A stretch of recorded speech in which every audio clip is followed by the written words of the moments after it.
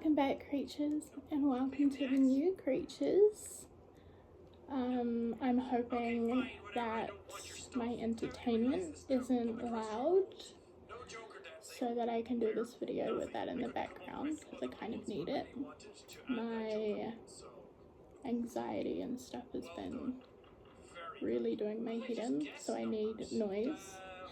Endometriosis has been a real bitch because I've been really sick lately, which is why this video has been slow coming, but here we are.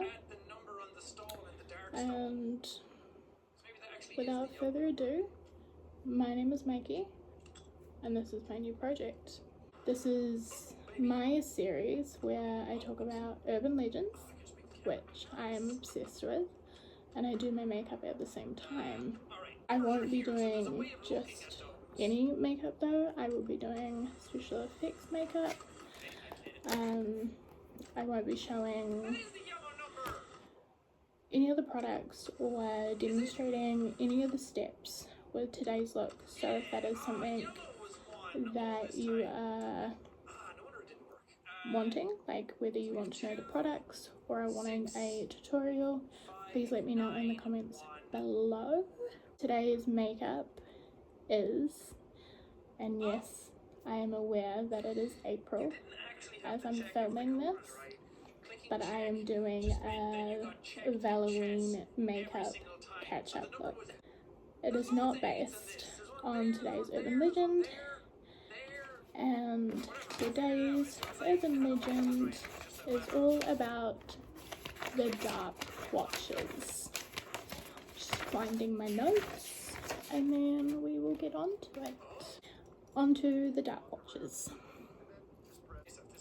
One day I'm going to learn how to do two things at once. So the name Dark Watches is given to a group of entities in California folklore. They are reportedly seen observing travelers along the Santa Lucia Mountains. I should have googled how to say that. I have been meaning to. Every time I've written down things, I was like, I gotta Google how that is said. But here we are, and I still hadn't Googled how to say anything. For more than 300 years, people have looked up into the rural mountains of California to see tall, dark figures staring back at them, only to disappear moments later. In the early days of the state, they presented a challenge to the Spanish explorers making their way to the ocean. All these explorers made their way up to the mountains in the 1700s. They reported seeing dark figures and named them Los Vigilantes Oscuros, which literally translate to the Dark Watches. Later, as American settlers began their way over the mountains, they too reported the feeling of being watched from above. Dark Watches are described as tall, sometimes giant-sized silhouettes, often adorned with brim hats and walking sticks. They are often reported to be seen in the hours around twilight and dawn. According to legend, no one has ever seen them up close. If someone was to approach them, they would disappear. So what have come to be known as the Dark Watches are typically said to be ranging in height from 7 feet tall all the way up to 15 feet tall, and dressed in all black with flowy coats, and clearly, like I said before, also brimmed hats and walking sticks. Enigmatic figures, usually seen at a distance up on the ridges, quietly looking over and surveying their domain with an unknown purpose. The Dark Watches are most famously given a brief mention in John Steinbeck's Flight, included in his 1938 collection of his short stories, The Long Valley. quote, "No one knew who the Watchers were nor where they lived, but it was better to ignore them and never show interest in them." John Steinbeck's son, Thomas Steinbeck, would grow up to report having seen the Dark Watchers during his childhood, and later, along with artist Benjamin Brode, collaborated on a book titled In Search of the Dark Watchers. This is where they go into the history of the legend and interview locals who claim to have seen them, such as famed Big Sur resident Billy Post. Quote, "Once on a white barren spur he saw a black figure for a moment, but he looked quickly away, for it was one of the Dark Watchers." Unquote.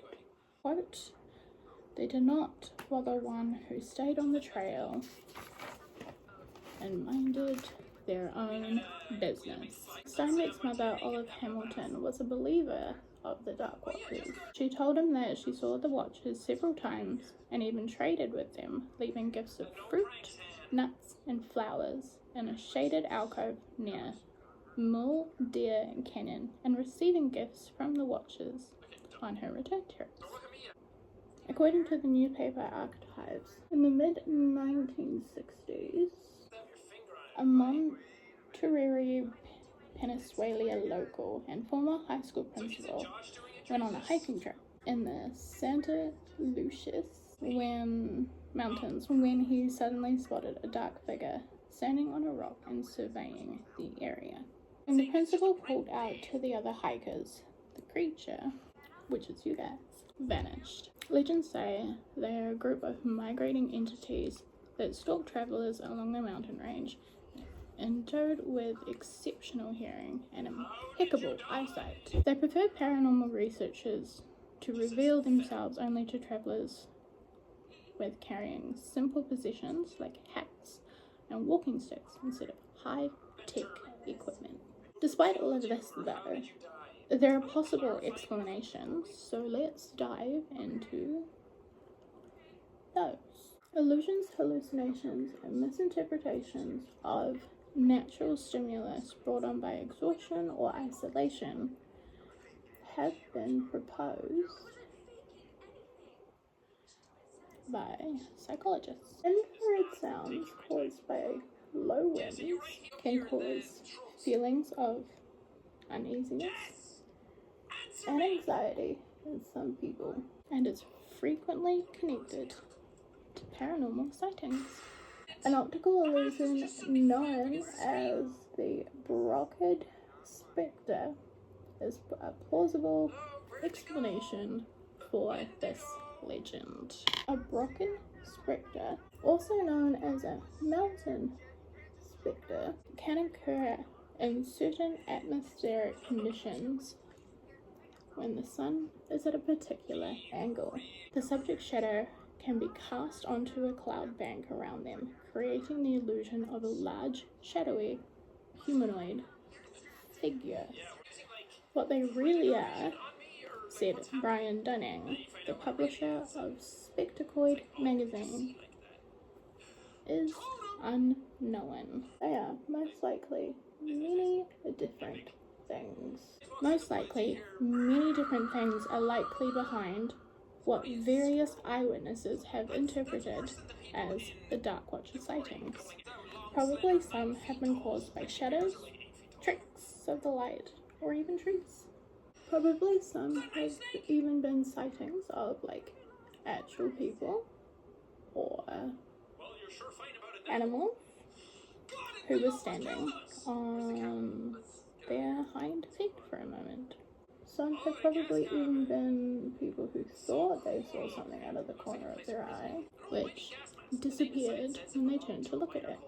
Popular theories suggest the Dark Watchers are merely the result of pareidolia, and this is a psychological phenomenon when the human brain seeks out recognizable and familiar patterns and shapes in unclear or unfamiliar patterns. Others say They are nothing more than hallucinations brought on by the lack of oxygen in the higher elevations and exhaustion. Still others suggest the phenomenon is an optical illusion, where the observer's magnified shadow is seen in the clouds, which amplifies the shadow's size before it evaporates. And others believe that it is caused by infrasound. Infrasound is sound between 7 to 19 hertz, just below the range of normal human hearing, and can be generated by wind, among many other things. In 2003,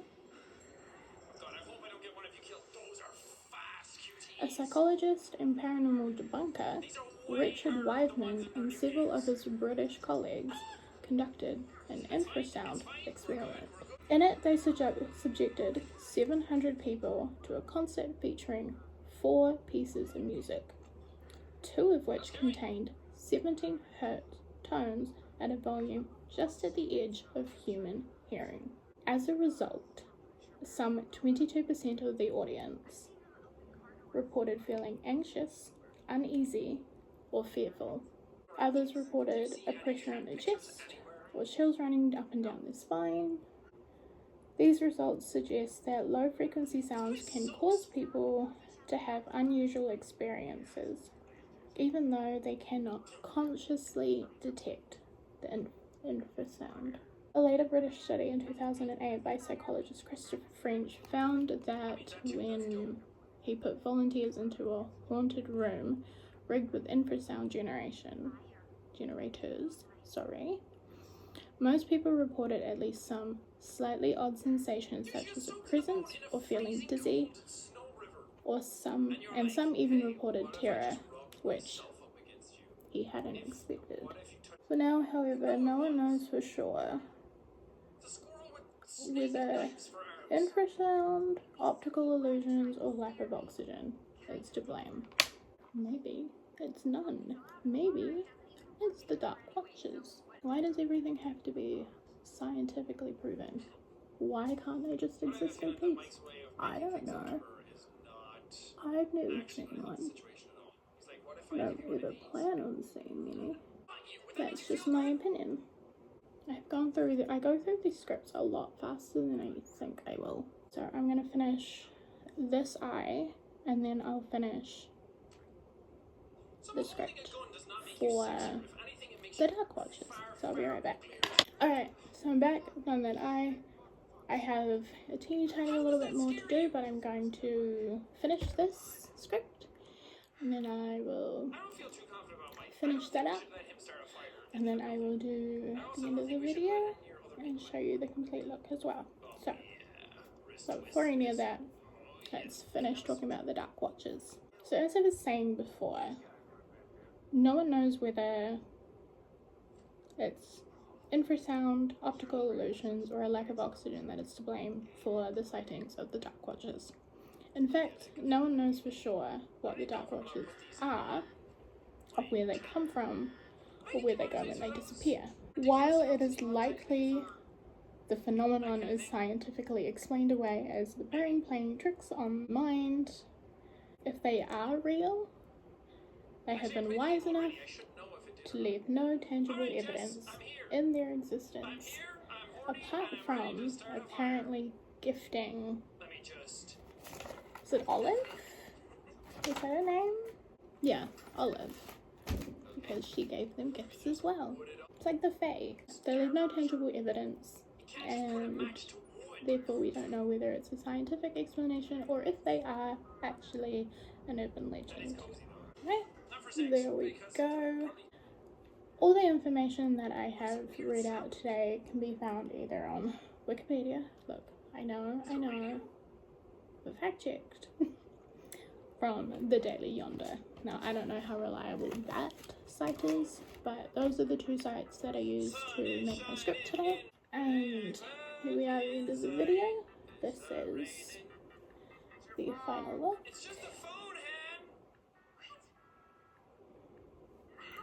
I hope you creatures enjoyed this video. If you have any urban legends, suggestions, then leave those in the comments below. Otherwise, I will see you creatures in the next urban legend. Bye. Let's do the outro. 40 minutes. Alright.